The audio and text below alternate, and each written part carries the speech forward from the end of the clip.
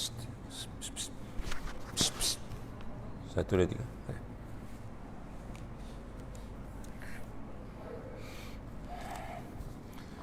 Assalamualaikum warahmatullahi wabarakatuh. Bismillahirrahmanirrahim.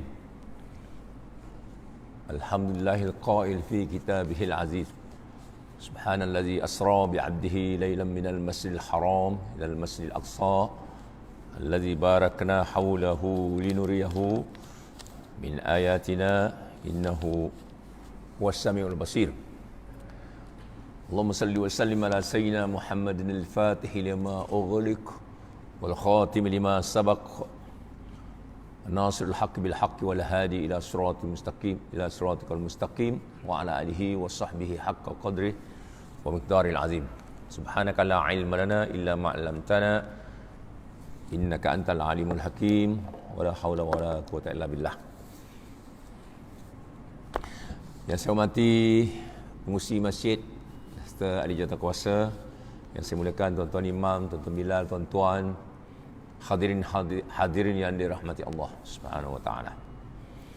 Alhamdulillah, syukur kita kepada Allah Subhanahu wa taala pada hari ini dalam bulan Rajab kita sama-sama pada hari Jumaat yang mulia ini untuk menghidupkan atau meraihkan majlis ilmu yang insya-Allah saya akan sampaikan pada hari ini. Mudah-mudahan dengan adanya majlis ini kita peroleh rahmat daripada Allah Subhanahu wa taala. Hari Jumaat dan juga hari bulan dalam bulan Rajab, bulan yang diberkati Allah Subhanahu wa taala. Dan selalu kita berdoa supaya agar Allah bagi kita barakah di bulan Rajab, barakah di bulan Sya'ban, dan menyampaikan kita pada bulan Ramadan insya-Allah. Ada sebulan lebih sikit lagi sampai ke bulan Ramadan. Yang ambil barakah daripada bulan Rajab ini, kita ulang kaji balik atau peringatan semula kepada peristiwa Isra' Mi'raj. Apa yang boleh kita ambil kutip pengajaran daripada peristiwa ini? Sekurang-kurangnya mengulang kaji semula ingatan kita, ataupun mungkin di kalangan tuan-tuan yang baru nak tahu tentang Isra' Mi'raj. Dan tidak dinafikan ada juga di kalangan orang Islam yang langsung tak tahu Isra' Mi'raj itu apa. Ya, jadi tugas kita untuk sama-sama sebarkan, ya, untuk supaya pengetahuan tentang Isra' Mi'raj itu lagi meluas, terutama pengajaran-pengajarannya. Tuan-tuan sekalian, ayat yang saya bacakan tadi dalam surah Isra' ayat pertama, Subhanallazi asra bi'abdihi laylan minal masjidil haram ilal masjidil aqsa. Allah gunakan firman Allah dimulakan dengan subhanallah. Jadi cerita berhubungan dengan Isra' ini ada dalam Quran. Jadi kalau orang tak percaya, rosak iman. Pasal dicerita Allah dalam Al-Quran. Kita wajib percaya kepada Al-Quran dan kandungannya. Begitu juga Mi'raj ada dicerita dalam Quran.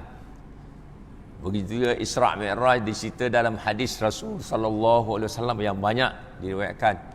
Sebab sahabat-sahabat ini mendengar cerita daripada Rasulullah sendiri. Lalu sahabat-sahabat inilah yang menyampaikan pula kepada yang lain tentang bagaimana Rasulullah mula-mula bercerita yang dia dibawa oleh malaikat Jibril ke Masjidil Haram.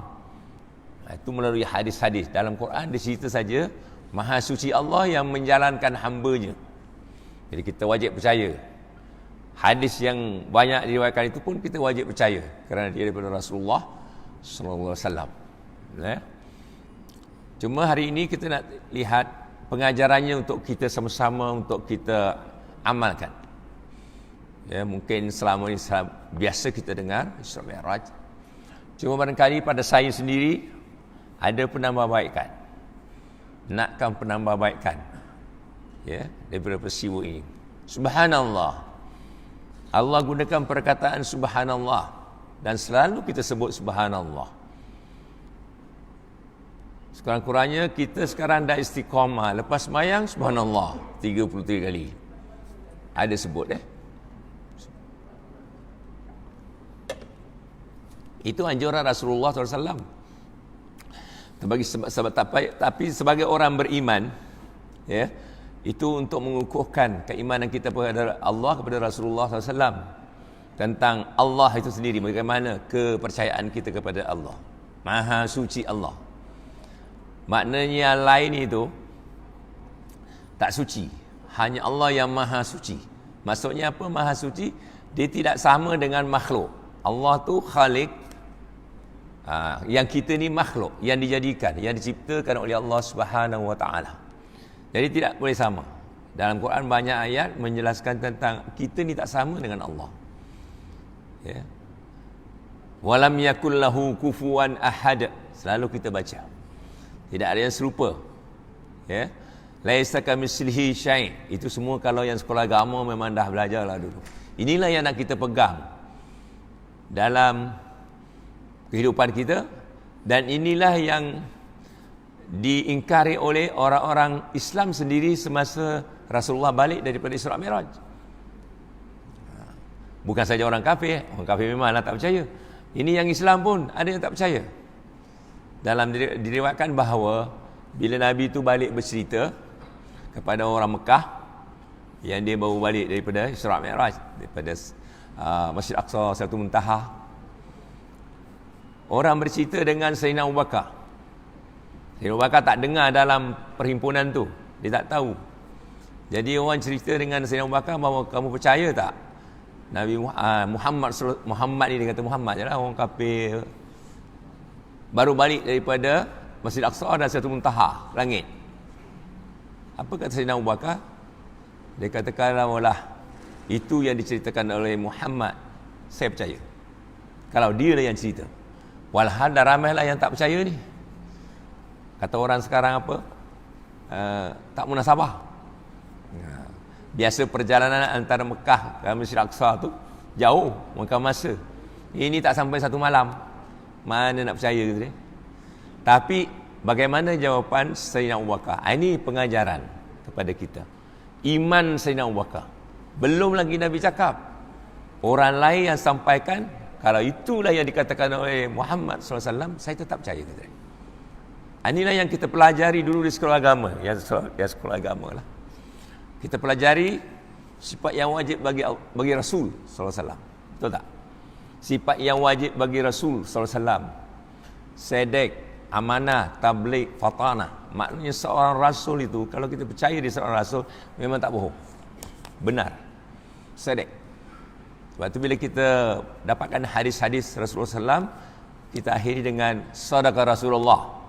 Kita membenarkan apa yang daripada Rasulullah. Kalau daripada Al-Quran, sadaqallahul azim kan. Jadi ada orang dalam Islam tak percaya tentang cerita Nabi Muhammad ni. Nabi yang cerita tu dia tak percaya. Tapi Sayyidina Abu Bakar yang belum dengar daripada mulut Nabi, hanya perkhabaran saja orang ceritakan. Kalau Nabi Muhammad lah yang cerita, saya tetap percaya. Itu bahkan Rasul ada menceritakan bahawa iman yang paling kuat sekali, kalau kumpul lah semua iman orang yang Islam ni, lebih berat kali iman Sayyidina Abu Bakar radhiyallahu anhu. Istimewa Sayyidina Abu Bakar ni, bahkan dia calon syurga. Dan pengajaran juga Sayyidina Abu Bakar ni, bagaimana setianya percaya kepada Nabi Muhammad, bagaimana taatnya untuk melaksanakan, mengamalkan amalan-amalan kerja-kerja Nabi Muhammad SAW. Dah wafat Rasulullah, Sayyidina Abu Bakar jumpa Aisyah radhiyallahu anha. Ini Rasulullah wafat. Dia boleh bertanya kepada Sayyidatina Aisyah, anak dia sendiri kan, boleh tak kau beritahu aku apa lagi amalan-amalan yang saya belum buat yang dilakukan oleh Rasul sallallahu alaihi wasallam. Nampak? Dah wafat tu dia nak tahu lagi apa lagi yang saya belum buat dia. Ini Sayyidina Abu Bakar. Lalu diceritakan dalam Aisyah, Nabi selalu pergi ke pasar, bawa makanan, diberi makanan kepada orang Yahudi buta di pasar. Lantas Sayyidina Abu Bakar ambil makanan, pergi pasar, jumpa Yahudi itu, disuapkan Yahudi itu yang buta. Lalu kata Yahudi itu, Awak siapa? Macam mana bagi makan saya ni tak sama dengan orang dulu? Kata Sayyidina Abu Bakar, orang dulu dah tak ada, dah wafat. Rasul SAW dah wafat masa itu. Adakah dia seorang Rasul ke? Padahal Yahudi tak tahu sebelumnya dia, yang menyuapkan selalu makanan itu seorang Rasul. Baru dia tahu, Sayyidina Abu Bakar beritahu, baru dia percaya. Nangis dia dan masuk Islam. Ringkas cerita ya, masuk Islam. Yang saya nak cerita, Sayyidina Abu Bakar ni dah wafat Nabi, cari lagi apa lagi yang saya belum buat, amalan-amalan Rasulullah SAW. Jadi tuan-tuan, inilah dia, bahawa kita hari ini umur kita makin ke depan, makin banyak kita gunakan, makin sikit yang kita tinggalkan.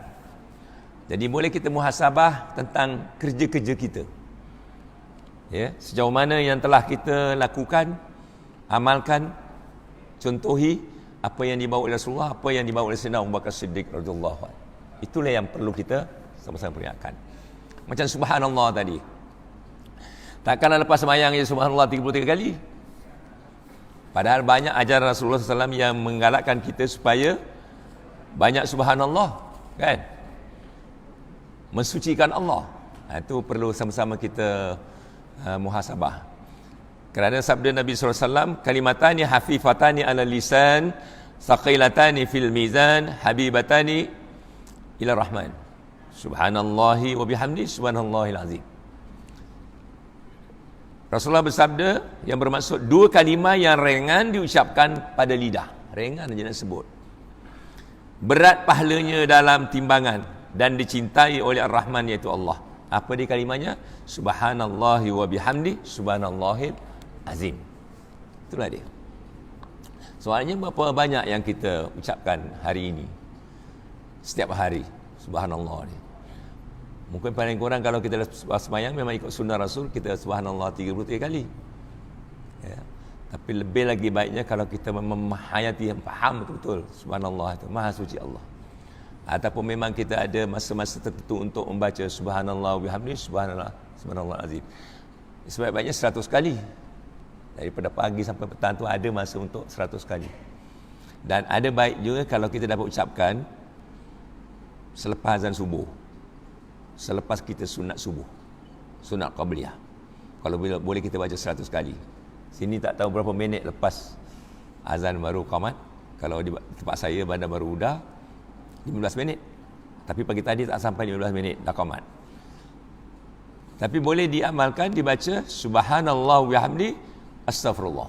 Subhanallah wa bihamdi, subhanallah azim, astaghfirullah. 100 kali. Sempat untuk dibaca tu lepas sunat qabliyah subuh.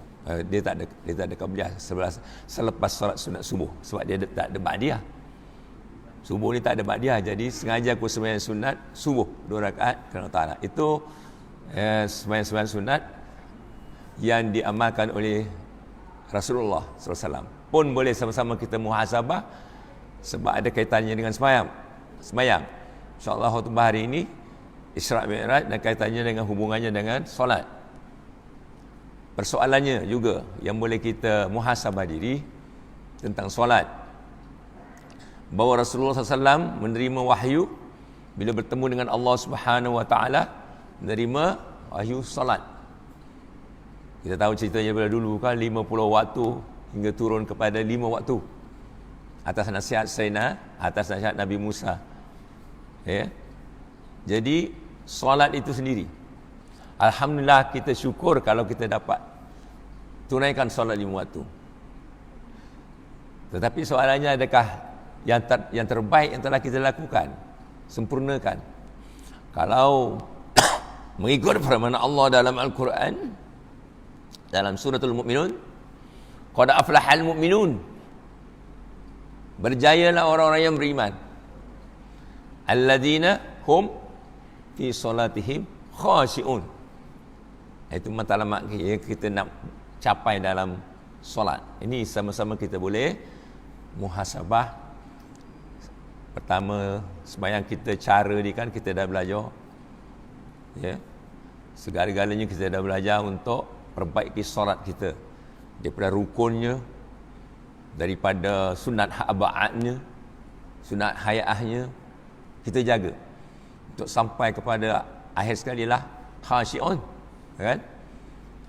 Apa yang saya perhatikan juga di tempat saya lah, kadang-kadang saya pergi kuliah yang fardu okey sebab dia ikut imam, sembahyang sunat banyak rosaknya bila i'tidal.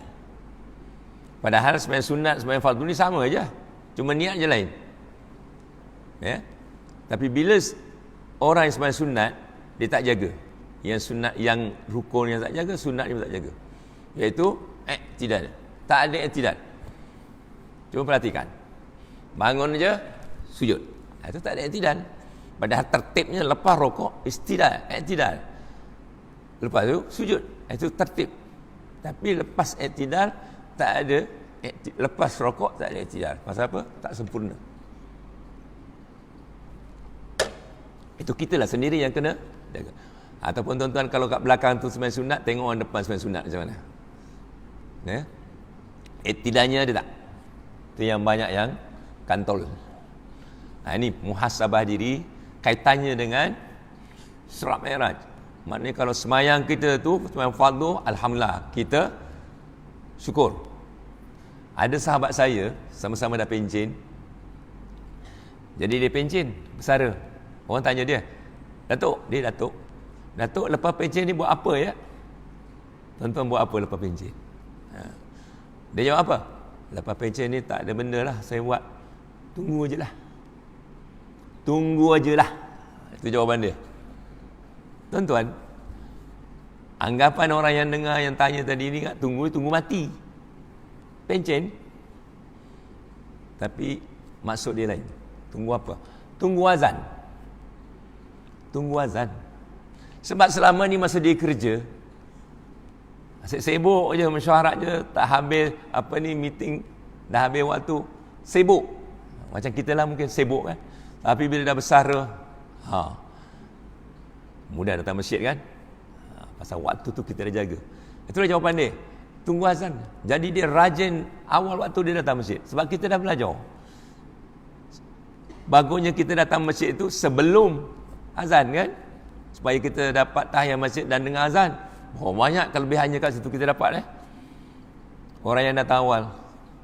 Itu tadi kaitannya tadi tentang bila orang dah bersara ni, dia jaga waktu, awal waktu. Ada orang mungkin keluarga kita sendiri kat rumah, asalnya pukul apa? Dah dekat pukul 7. Kadang-kadang keluarga saya tegur juga, ini sembahyang apa ni? Dah dekat maghrib, dia sambung aja telkong dia tu, asar, maghrib, isyak. Kita tegur lah. Padahal sembahyang lebih baik apa? Awal waktu kan. Allah dah tunggu tu awal waktu. Mana hamba ku ni suruh solat ni? Itu tentang apa tadi? Solat. Jadi mungkin kita dah sempurnakan solat kita, perbaiki. Sekarang bila kita iman kita kepada Allah seluruh alam, bahawa di yaumul hisab nanti Allah juga yang akan menilai kita punya sembahyang, kan? Apa yang mula-mula amalan diperiksa di yaumul mahsyar nanti, yaumul hisab. Itu ada jawapannya dalam hadis Nabi SAW. Ini kita percaya kepada apa yang disampaikan oleh Nabi kita Muhammad SAW. Apa yang mula-mula diperiksa? Sebab tak ada ditanya awak dulu kerja berapa tahun, kerja kat mana, rumah berapa, kereta berapa, isteri berapa, anak berapa. Kita tanya itu. Yang ditanya ialah solat dulu. Yang diperiksa ialah solat dulu. Ini kaitannya. Mungkin khutbah hari ini pun akan disampaikan. Kaitannya Isra Mi'raj dengan solat. Memperingatkan kita tentang solat. Sebab itulah yang akan diperiksa nanti mula-mula. Buku kita yang catatan amal tu dibawa daripada, kalau bernasib baik, daripada Aliyin. Bawa turun balik. Dibawa oleh malaikat. Suruh baca sendiri kitab catatan tu. Malaikat diperintah untuk semak. Macam mana solat hamba ku? Kalau sempurna, kita kata alhamdulillah kan masa tu. Tapi bagaimana tak sempurna, maka Allah beritahu malaikat, periksa sembahyang sunatnya. Periksa sembahyang sunatnya. Sembahyang sunat apa? Ya. Ini tadi sembahyang sunat tadi. Qabliyah ba'diyah. Qabliyah dan ba'diyah. Selain daripada sembahyang fardu. Kita dah okey sembahyang fardu. Tapi bagaimana sembahyang qabliyah dan ba'diyah kita? Jadi alhamdulillah juga kalau kita dah buat kan. Tapi saya kata pada mula tadi, dia punya cara persembahan tu. Sembahyang sunat tu cara persembahannya. Nama je sunat tapi cara sama. Cuma sembahyang sunat nanti kita boleh duduk. Sembahyang fardu tak boleh. Sembahyang sunat kita boleh duduk daripada mula sampai akhir kita boleh duduk. Tapi pernah saya tengok dalam satu masjid, saya singgah sembahyang maghrib. Saya ambil saf, duduk saf. Dah kamat, ada orang berjalan daripada parking naik tangga, sempat ambil kerusi, ambil saf, duduk kat kerusi. Qamat sembahyang maghrib. Saya kata orang ni tadi berjalan daripada parking, tiba-tiba dah sembahyang fardu maghrib, duduk atas kerusi. Tak ada berdiri. Padahal rukun tu, berdiri sembahyang fardu rukun. Dia tak boleh berdiri terus duduk. Kalaupun dia nak duduk, takbiratul ihram tu kena berdiri. Itu sembahyang fardu. Lain sembahyang sunat. Ya, sembahyang sunat boleh terduduk. Tapi fardu tidak. Itu satu contoh segi kesempurnaan. Jadi sembahyang sunat ni persoalannya boleh tak kita istiqamah? Kenapa? Sebab di mahsyar nanti yang pertama diperiksa sembahyang kita. Kalau tak cukup sembahyang fardunya, markahnya, kita gunakan markah. Malaikat diperintah oleh Allah, tengok sembahyang sunatnya. Suruh tengok sembahyang sunatnya, tengok buku catatannya, ada tak dia melakukan sembahyang sunat. Kalau ada, ambil tampal pada sembahyang fardu. Itu gunanya sembahyang sunat. Kalau ada buat, InsyaAllah yang dah buat tu kita bersyukur. InsyaAllah kalau masih tak berapa sempurna lagi, kita berazam sempurna Isra' Mi'raj ni, bulan Rajab ini kita buat. Memang masa tu ada. Bayangkan mula-mula sembahyang tu 50 waktu. Allah yang perintah, Allah yang jadikan manusia. Maknanya Allah dah tahu manusia boleh buat 50 waktu. Tapi kurang-kurang sampai 5 waktu. Sama juga sembahyang sunat.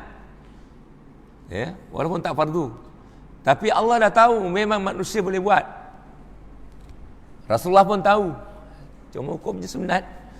Di sini nanti untuk mendapatkan siapa yang lebih berat timbangannya semasa di akhirat nanti. Maka sebab itulah Rasulullah menganjurkan sembahyang ini dalam ajarannya, supaya kita kalau boleh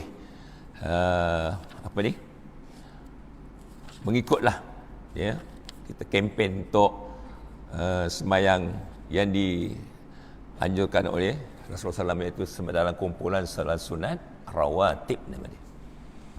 Ada 12 rakaat. Kalau dalam hadis Rasulullah SAW banyak riwayat,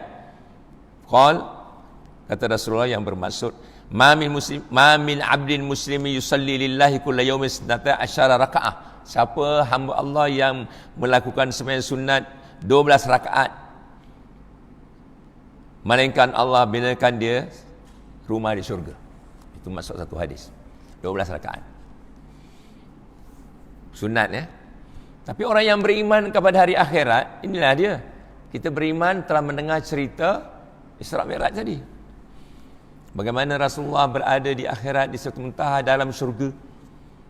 Sama juga saya cerita hari itu tentang Bilal. Boleh Rasulullah tahu pergerakan Bilal ada dalam syurga, ya. Maknanya Bilal ni calon syurga. Lalu dia balik tanya, Bilal, apa amalan kamu wahai Bilal sehingga kamu calon syurga? Ringkas je lah Bilal cakap, saya memang tak pernah tinggal kedai sembahyang sunat uduk lepas uduk. Itu amalan Bilal. Sembahyang sunat uduk lepas beruduk. Maka Bilal bin Rabah jadi calon syurga. Balik kepada solat apa tadi, Qabliyah dan Ba'diyah yang dianjurkan oleh Rasulullah SAW. yang boleh kita sempurna Isra' Mi'raj ini. Kalau belum buat, kita sama-sama istiqamah, ya. Sembahyang sunat apa dia bermula daripada sebelum subuh 2 rakaat. Jumlahkan nanti, ya, semua 12 sebelum subuh. Dan di kalangan yang subuh, zuhur, asar, maghrib, isyak ini, sunat qabliyah, sunat subuh lah yang paling berat sekali. Kalau iman kita kuat, itu pemberat, paling berat dia punya markanya. Kerana Nabi bersabda yang bermaksud, sembahyang sunat subuh itu lebih berat daripada dunia dan isinya. Kalau kita faham tu, dunia dan isinya lebih berat sembahyang sunat subuh 2 rakaat. InsyaAllah kalau kita kuat ini, memang tak tinggal. Sebab itulah nanti pemberat dalam timbangan kita di mahsyar nanti, yaumul hisab. Sebagaimana Allah tanya pada malaikat, ada tak sembahyang sunatnya? Kalau ada, adalah pemberat dia. Kalau tak ada, sebab kita punya yang penting akhir kita ni, akhirat lah. Dunia ini sementara.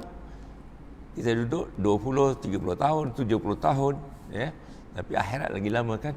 Tak ada mati-mati lagi. Jadi cari pemberat. Di antaranya ialah sunat tadi subuh. Memang payah lah kan, nak bangun payah.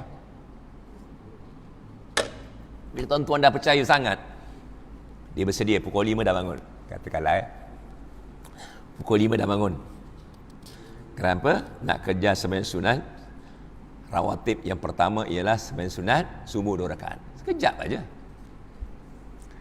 Itu yang pertama, yang paling afdal di kalangan sembahyang sunat, itulah dia. Kemudian masuk sembahyang zuhur 4 rakaat mula-mula. Sebelum zuhur 4 rakaat, selepasnya 2. Dah jadi 8 Tadi 2. Sebelum subuh 2 rakaat, sama ada buat 2 atau 4 sekali arung boleh. Dan selepas zuhur 2, 6. Jadi campur yang 2 subuh tadi dah jadi 8. Apalagi 4, iaitu selepas maghrib 2, selepas isyak 2, jadi 12. Inilah kalau selain daripada fardu kita. Kalau dapat kita istiqamah, tak payah nak kata habuannya di dunia, tak usah. Kita habuannya di ganjarannya nanti di akhirat. Sebab semua kita akan berada di yaumul hisab. Masa tu tak ada lagi yang tolong. Amalan kita lah. Ini peristiwa kaitannya solat tadi. Ya, Allah perlukan solat 5 waktu, dan Nabi SAW menganjurkan kita supaya tambah lagi dengan sembahyang sunat, qabliyah dan ba'diyah. Qabliyah dan ba'diyah. Kemudian solat tadi, ada riwayat mengatakan mi'rajul mu'minin as-salah. Mi'rajul mu'minin as-salah. Kalau Nabi itu mi'raj, dibawa oleh Allah Subhanahu wa taala, berjalan daripada Masjidil Haram ke Masjidil Aqsa. Kemudian mi'raj ni naik waktu malam. Kalau Isra' tu berjalan waktu malam. Sebelum Nabi Isra' Mi'raj tu, kira-kira 10 tahun menjadi Rasul, apa berlaku? Wafat Sayyidah Khadijah. Meninggal dunia Sayyidina Abu Talib, bapa saudara dia. 2 orang kuat dia meninggal dunia. Duka cita dia. Duka cita Rasulullah kerana meninggalnya 2. Yang banyak menyokong daripada soal ekonomi, Khadijah. Sayyidatina Khadijah. Dari segi kuasa, kekuatan, perlindungan daripada ancaman orang kafir, Sayyidina Abu Talib radhiyallahu anhu, bapa saudaranya. Kita tak kata Sayyidina sebab dia bukan Islam. Itu yang dia cerita. Dalam duka citulah Allah Subhanahu Wa Taala bawa dia berjalan. Bukan berjalan pergi di Saruga, pergi mana? Berjalan pergi Masjid Al-Aqsa dan Mi'raj. Tuan-tuan, untuk menenangkan hati keluarga kalau rasa susah hati, dibawa berjalan.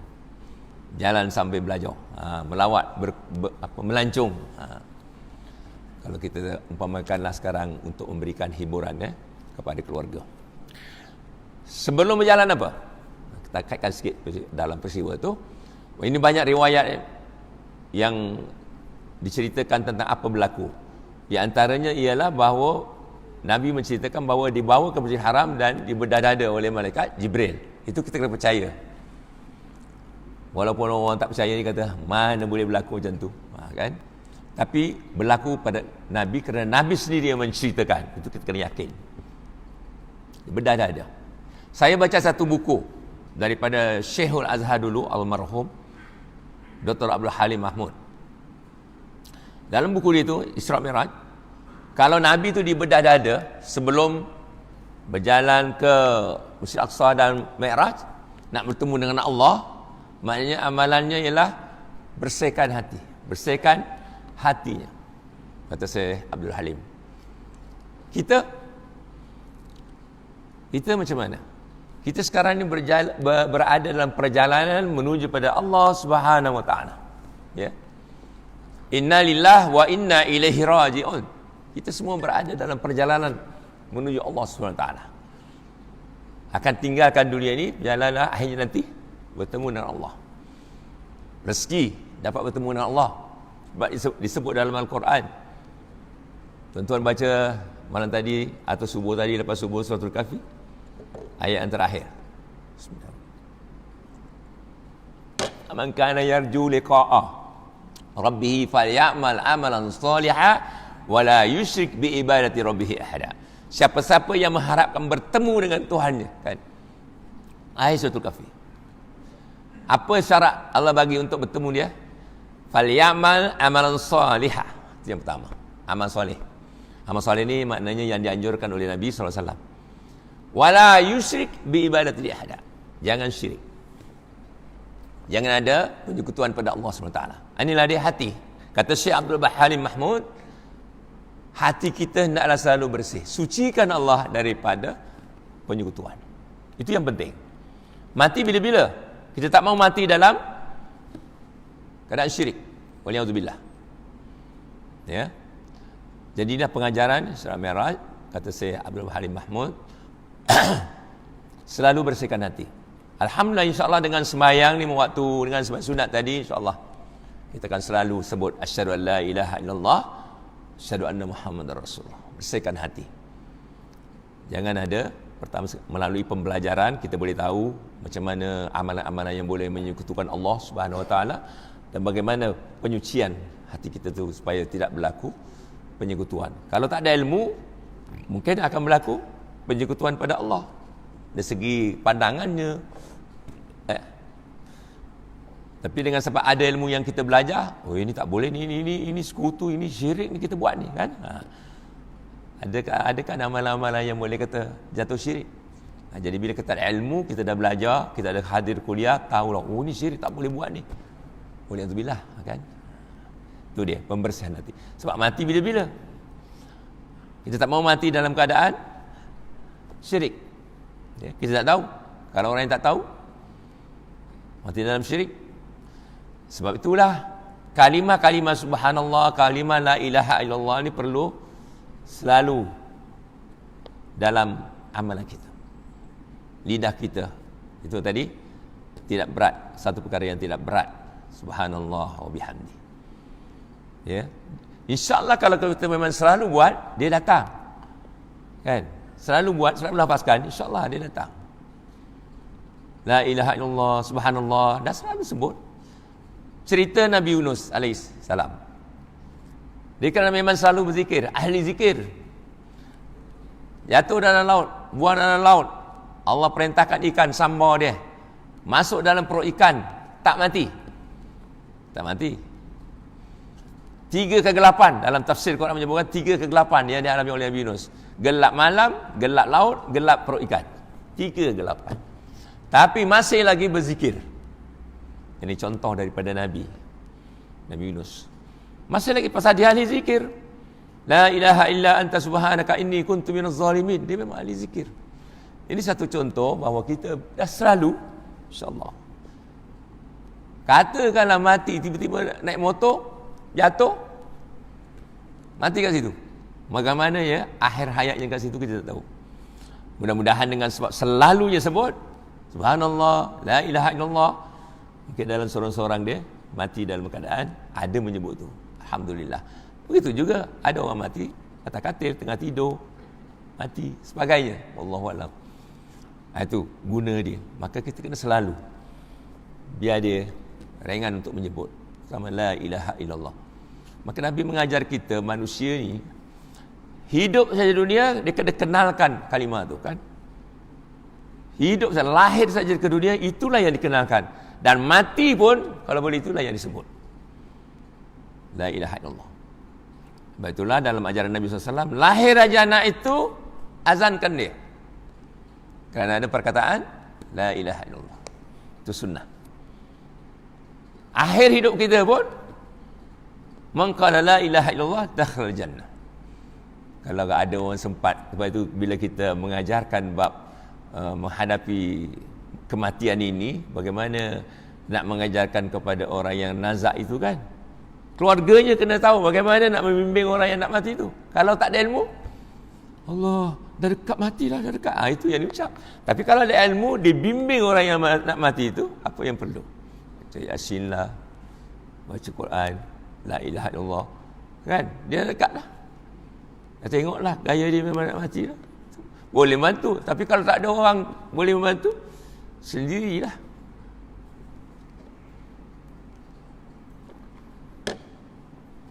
Ada sahabat saya, dia beritahu, dia ni di hospital, koma. Jadi kata dia, bagi dia tasbih. Pegang je tasbih, tangan dia terus bergerak. Nampak? Orang yang dah biasa. Maknanya dia dah biasa tafsir tu. Subhanallah, subhanallah, la ilaha illallah. Dia dalam koma, tapi pegang tasbih, pegang tangan dia tu terus bergerak. Nampak? Orang dah biasa. Jadi kita tadi, alhamdulillah, Nabi mengajar kita, lahir aja anak, itu kalimahnya. Semoga kita akhir hayat kita pun dapat sebut la ilaha illallah. Ada satu cerita di hospital, bila dah dapat anak, jadi pak mentua ni dah dapat cucu, maka tanggungjawab bapa ialah azankan dia, kan? Azankan anak yang baru lahir itu, kalau ada yang tahu. Oleh kerana pak mentua suruh, buat jugalah. Tapi apa dia buat? Allahu Akbar, Allahu Akbar, Allahu Akbar, la ilaha illallah, wallahu akbar. Nampak? Tak sama orang yang berilmu dengan orang yang tidak berilmu. Itu takbir raya kata dia. Dia suruh azan. Azan anak yang baru lahir, itu tugas bapa. Ambil rokok, azankan. Ya, itu sunnah Rasul. Tak macam Nabi bila dia lahir tak ada azan. Sebab Abdul Muttalib yang ambil dia daripada Aminah, apa dia buat? Dia bawa terus pergi Kaabah. Itu cerita Nabi. Kita umat Muhammad SAW dah diajar, bapa dia atau siapa yang ambil anak itu, azankan. Azan telinga kanan, qamat telinga kiri. Ada orang tanya saya, Ustaz, azan macam mana? Dia kata azan telinga kanan, qamat telinga kiri. Dia kata tak, azan lelaki, qamat perempuan. Saya kata salah tu. Sunnahnya azankan telinga kanan habis, qamat pula telinga kiri. Nampak? Itu kalimah yang pertama-tama dibekalkan kepada manusia, khususnya umat Muhammad SAW yang Islam. Jangan lupa tu sampaikan. Jadi balik kepada cerita tadi tentang surat Mi'raj ya. Nak Mi'raj pada Allah, salat. Mi'rajul mu'minin, salat. Masa itulah kita bertemu Allah Subhanahu Wa Taala. Maka Nabi peringatkan kita bila kita hampir dengan Allah Subhanahu Wa Taala. Paling hampir kita dengan Allah Subhanahu Wa Taala ialah ketika sujud kan, kata Nabi SAW. Paling hampir. Jadi suka kita ni orang beriman, orang Islam ya, nak hampir dengan Allah ialah semayang, kena semayang. Ada sujud. Sebab sujud tu rukun salat, sama ada fardu atau sunat. Cuma perhatian tuan-tuan, ada orang sembahyang fardu berjemaah, dah dekat salam imam ni dia masih sujud lagi. Itu kena ada perbezaan ilmu kat situ. Sebagai seorang makmum, dia kena ikut imam. Imam dah dekat salam lah, dia sujud lagi. Sepatutnya dia makmum mengikut imam. Itu tugas kita makmum, mengikut imam. Ya. Jadi sehampir-hampir kita pada Allah yang sujud ketika sujud. Sujud sembahyang, sujud yang dalam sembahyang. Dan banyakkan berdoa kata Nabi sallallahu alaihi wasallam. Khususnya kalau kita sembahyang hajat kan, kita dipimpin oleh ustaz kita bila sembahyang hajat, sujud akhir tu tadi bacalah 40 kali, 20 kali ke, 21 kali ke, 10 kali ke, la ilaha illa anta subhanaka inni kuntu minaz zalimin, dan berdoa kepada Allah SWT. Sebenarnya semua sujud, cuma kita ni selalu dipimpin sujud akhir dalam solat hajat ataupun solat-solat sunat yang lain. Asal sujud bolehlah kita berdoa pada Allah SWT, kerana itulah kita hampir dengan Allah Subhanahu Wa Taala. Itu tentang solat. Mi'rajul mu'min as-salat. Nak dekat dengan Allah, nak berhubung dengan Allah, solat itu berhubung dengan Allah itu adalah ketika solat kita. Maka Nabi Muhammad SAW memang paling banyak solatnya ialah Nabi Muhammad SAW. Solat sunatnya paling banyak. Kenapa Nabi paling banyak solat sunat? Jawapan dia jawab sendiri. Nabi jawab sendiri bila ditanya oleh Aisyah, apa pasal kamu banyak solat sunat? Kan Allah dah ampunkan dosa kamu. Patutnya orang yang diampunkan buat apa lagi solat kan? Nabi cara dia banyak sembahyang sunat. Kenapa? Apa jawab Nabi? Tidak layakkah aku bersyukur dengan nikmat itu? Nikmat apa? Nikmat dapat keampunan. Maknanya Nabi banyak sembahyang sunat tu, di antaranya lah banyak bersyukur kepada Allah Subhanahu Wa Taala. Jadi kita ni pun nak menzahirkan tanda syukur kita pada Allah Subhanahu Wa Taala ialah dengan laksanakan solat sunat. Di antaranya tadi solat sunat rawatib. Sebelum subuh 2 rakaat, sebelum zuhur 4 rakaat, selepas zuhur 2 rakaat, selepas maghrib 2 rakaat, selepas isyak 2 rakaat. Kalau boleh kita istiqamahkan benda tu sempurna dengan Isra' Mi'raj ini kan, kita dah berhadapan dengan bulan Syakban, Ramadan, insya-Allah. Jadi tuan-tuan sekalian, itu sebahagian daripada perkongsian saya dengan tuan-tuan pada hari ini, sempena dengan tazkirah pada sebelum Jumaat ini. Terima kasih ucapkan kepada Urustia, Berjaya Kuasa yang telah memberi ruang kepada saya untuk hadir kali pertama masjid ni, alhamdulillah, dan sempat untuk sama-sama berkongsi ilmu. Ringan je saya bagikan, tetapi mudah-mudahan dapat kita sampaikan juga pada yang dekat dengan kita, kerabat kita.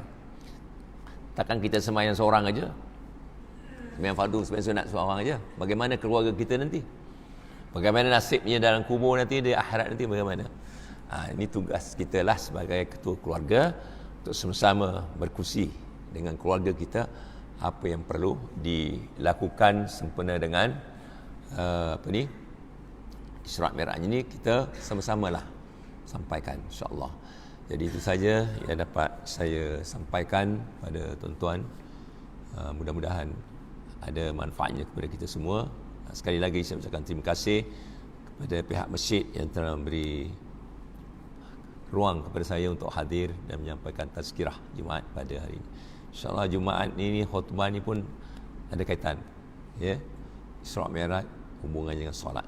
Sama-samalah kita dengar khutbah, dan itu cara kita juga bila datang ke masjid ni kena khutbah, dengar khutbah. Sebab itu ganti pada 2 rakaat tu.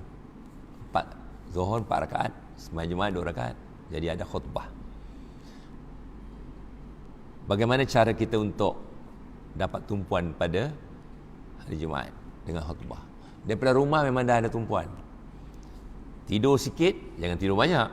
Tidur banyak sampai pukul 2 baru bangun. Makan sikit, mandi, pakai lawa-lawa, pakai cantik-cantik, niat untuk dengar khutbah dan sembahyang Jumaat. Itu di antara caranya lah untuk kita fokus dalam, kita hadir dalam sembahyang Jumaat.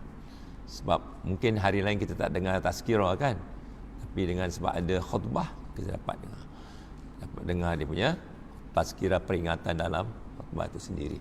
Dan kita bimbang imam tertinggal dia punya rukun, jadi makmum yang boleh tegur. Saya pernah hadir satu, macam sambung lagi, Saya pernah ada satu masjid di Singapura bersama dengan Yang Muhammad Datuk Noh. Saya duduk belakang pasal lambat masuk, kita buat lawatan. Khatib tertinggal di punya rukun khutbah. Rukun khutbah apa? Allahumma fir lil muslimin wal muslimat. Dia tertinggal. Tapi yang sadar ni Bilal kat bawah. Khatib dah letak tongkat nak turun. Tapi Bilal tegur daripada bawah, Allahumma fir lil muslimin wal muslimat. Maka balik semula khatib membaca Allahumma fir lil muslimin wal muslimat. Itu rukun. Kalau tinggal tadi, dia sembahyang Jumaat tak sah sembahyang Jumaat. Alhamdulillah Bilal jadi penyelamat. Itu satu contoh saya bagi, itu berlaku betul. Sebab saya dulu jaga khutbah ni 5 tahun, pengurusan khutbah. Saya pergi ceramah dengan imam-imam untuk kursus khutbah. Jadi rukun khutbah tu satu daripadanya Allahumma fir lil muslimina. Kalau khatib tinggal tak sah khutbah, bila tak sah khutbah tak sah sembahyang Jumaat. Rugilah semua. Ada pernah berlaku di Pontian, dia punya alhamdulillah tinggal khutbahnya. Itu pernah berlaku. Jadi itu sebagai ingatan tambahan ya. Wallahu a'lam, billahi taufiq wal hidayah. Wassalamualaikum warahmatullahi wabarakatuh.